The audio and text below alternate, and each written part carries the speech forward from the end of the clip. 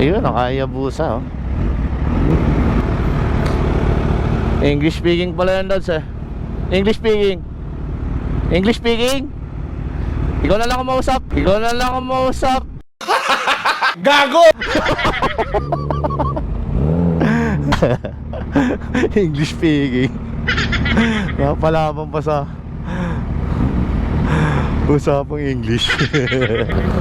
Nakahayabusa. Yun, Hayabusa. What's up? How are you, man? How are you, man?